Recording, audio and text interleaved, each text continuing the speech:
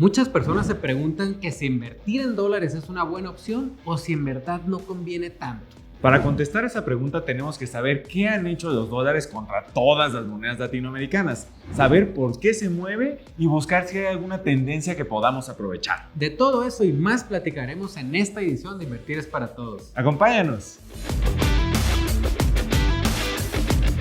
Primero que nada vamos a ver cómo les ha ido a las monedas latinoamericanas contra el dólar y ya luego profundizamos en el por qué. Desde 2010 el peso mexicano perdió el 32% de su valor frente al dólar, que subió de 12 hasta 21 pesos por dólar. El peso chileno perdió 45%, pasando de 500 a 850 pesos por dólar. El peso colombiano anda en las mismas, perdiendo 53% en total y pasando de 1,900 pesos por dólar en 2010 a más de 4,000 en 2021. Y el sol peruano se ha defendido más, pero también ha perdido 30%, subiendo de 2.8 soles por dólar en 2011 a 4 en 2021. Los casos en Argentina y Venezuela son mucho más extremos. Los pesos argentinos y bolívares venezolanos han perdido todo su valor frente al dólar, algo que también ha pasado en otros países durante algunas crisis, como fue el caso de México en el 95. En general, una crisis de confianza gigante como la que hemos visto en Venezuela, pero que también vemos en menor medida en Argentina, lamentablemente son muy frecuentes en Latinoamérica. Han pasado no solo en México, sino también en Brasil, Chile, Perú, Colombia, Ecuador y muchos otros países. En general, hay un menor nivel de confianza en las monedas de los países latinoamericanos, que son los países emergentes. Las instituciones, sistemas financieros y mercados tienden a ser mucho más débiles que las de los países desarrollados, como Estados Unidos y Europa. Simplemente por allá no hemos visto una crisis del tamaño de las latinoamericanas desde la Segunda Guerra Mundial. Y en las grandes crisis económicas como las del 2008, aunque haya iniciado en Estados Unidos, y la del COVID-19, a nosotros nos ha ido mucho peor.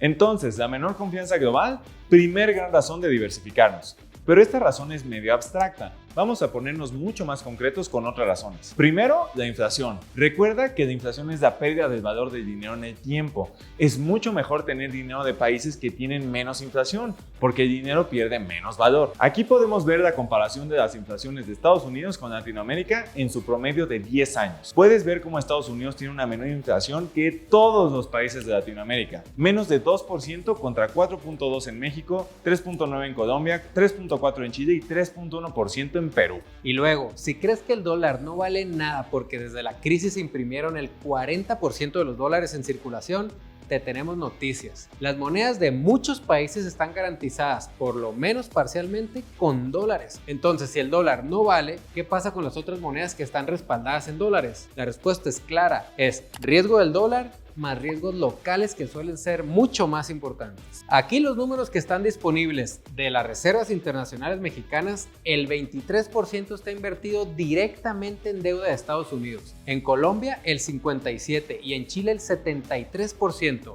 Y entre otros países relevantes podemos ver a la segunda y tercera economías más grandes del mundo, China y Japón. Esos tienen entre los dos más de 2 billones de dólares invertidos en deuda de Estados Unidos, el 32% de las reservas de China y el 92% de las reservas de Japón, casi todo. Y ahí ya estamos tocando el punto de la deuda de Estados Unidos. Bueno, hasta tenemos el reloj de deuda gubernamental que nos muestra muy escandalosamente cuánto deben. De momento cerca de 30 billones de dólares. Las monedas son un juego relativo. Por más mal que le vaya a un país en inflación, poca confianza y mucha deuda, si hay un país que esté todavía peor, pues es ese país que está peor el que debería tener la moneda más débil. Y Estados Unidos no es el país más endeudado del mundo. Si consideramos toda la deuda de cada país, gubernamental, corporativa, personal y del sector financiero, es Japón el país que está más endeudado de todos. China, que es la segunda economía más grande del mundo, también aparece ahí con muchísima deuda que usaron justo para llegar a ese tamaño. Y los países latinoamericanos ahí sí aparecen con mucha menos deuda. Pero es justo la combinación de factores lo que le da la fuerza o debilidad a una moneda. Además de todo lo que hemos mencionado, hay otras cosas como el flujo de mercancías entre países y aún más importante el flujo de capitales. Recientemente, los países con las mayores tasas de interés libres de riesgo son los que se han defendido más contra el dólar. En los últimos 5 años, México ha tenido las tasas libres de riesgo más altas de la TAM y no es casualidad que sea el país con la moneda menos depreciada contra el dólar. En promedio, los últimos 5 años, las tasas libres de riesgo en México han sido de 6,5%, mientras que en Colombia fueron de 3,6%. En Perú y en Chile apenas poco más del 2%. Fuera del peso mexicano, las otras monedas han sufrido mucho por los niveles tan bajos de tasas de interés, lo cual hace que sus monedas no sean tan atractivas para los inversionistas internacionales y eso provoca debilidad muy fuerte. Pero hay un lado malo de tener las tasas de interés altas, y es que sube el gasto de intereses del gobierno de cada país. ¿Cuánto de nuestros impuestos se destinan a pago de intereses? Lo que vemos es que Estados Unidos, por ejemplo, gasta menos en intereses contra el tamaño de su economía de lo que gasta México, porque simplemente los niveles de tasas de interés son mucho más bajos por allá. Eso es lo que dicta la capacidad de endeudamiento para impulsar el crecimiento, los costos de la deuda. Pero eso ya lo dejamos para otro video. Entonces, resumiendo, ¿en el largo plazo hay una tendencia del dólar a fortalecerse contra nuestras monedas? Claro que sí. Pero también hay que estar muy conscientes del riesgo de corto plazo. Por ejemplo, puedes ver la gráfica del dólar contra el peso en los últimos años. Si en el pico del miedo de la crisis del COVID hubieras pasado todos tus pesos a dólares, te hubiera ido súper mal en el corto plazo, irías abajo más de 20%. Las inversiones no son nunca de hacer movimientos súbitos muy grandes ni de hacer todo o nada. La única recomendación universal es siempre diversificar, pero esto depende mucho de tu perfil de riesgo.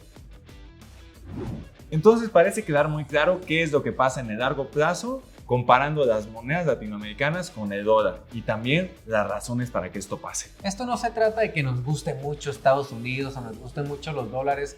La verdad lo que importa aquí es analizar las tendencias de largo plazo, verlos como inversionistas y aprovecharlas. Hay una tendencia muy marcada de fortaleza del dólar por todas estas razones que aquí platicamos. Y simplemente lo mejor que podemos hacer cuando estamos invirtiendo es identificar tendencias que son sólidas y que son sostenidas y montarnos en ellas para tener un mejor retorno, un mejor resultado cuando nosotros invertimos. Y en este caso parece estar muy claro que tenemos una oportunidad que explotar. Y acordémonos que las monedas son un juego relativo. Al final del día, los pesos valen contra el dólar, valen contra los euros.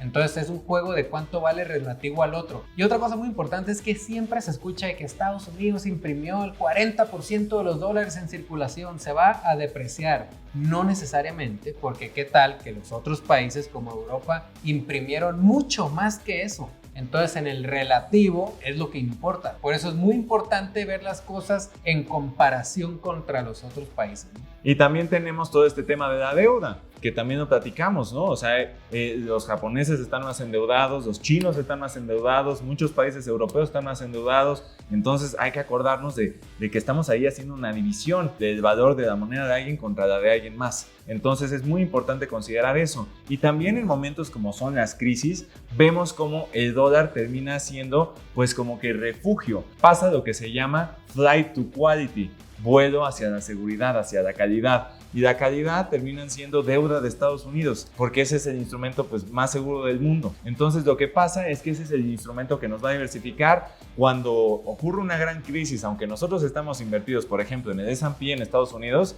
y hay una gran caída como pasó el año pasado, de 34% en el S&P, la subida de los dólares nos cubre mucho en términos de pesos mexicanos. Una inversión en pesos mexicanos en el S&P el año pasado hubiera caído menos del 10%, justamente por ese efecto de diversificación. Aquí hay que aprovechar esas oportunidades que tenemos. No te preocupes, a todos nos quedó clarísimo cómo funciona eso, sobre todo a todos los que vivimos en América Latina nos quedó claro cómo se aprecia el dólar en las crisis. Otra cosa que tocamos muy superficialmente hace rato es la balanza comercial o la importación neta de algunos países. Por ejemplo, si tenemos un país que constantemente está importando más que lo que exporta contra Estados Unidos, es decir, tiene una cuenta corriente negativa, constantemente está comprando y comprando dólares, lo cual hace que su moneda se deprecie a lo largo del tiempo. Eso ya es un análisis que tenemos muy estudiado y que afectaba más, sobre todo hace más tiempo. Alguien que haya estudiado las monedas desde siempre sabe que esto impactaba mucho.